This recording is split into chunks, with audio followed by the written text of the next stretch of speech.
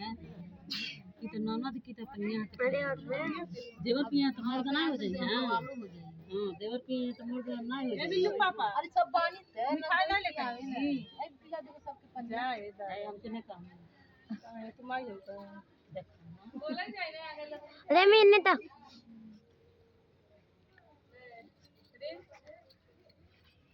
छोड़ धइला हो छोड़ धइला हो दी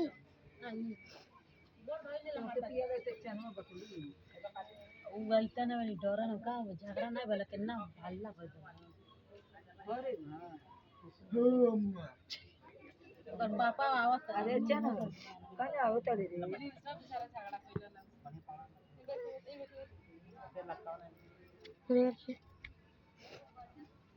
दूर दियो सीको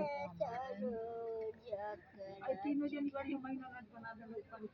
ससुरिया के कैसे